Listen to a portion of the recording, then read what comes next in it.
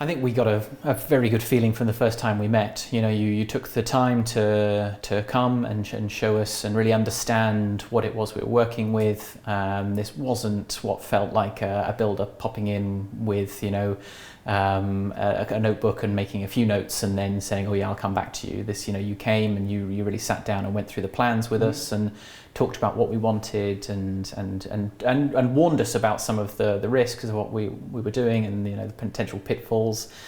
Well, I think from the very beginning we had a good feeling that you were really engaged on the project with us, and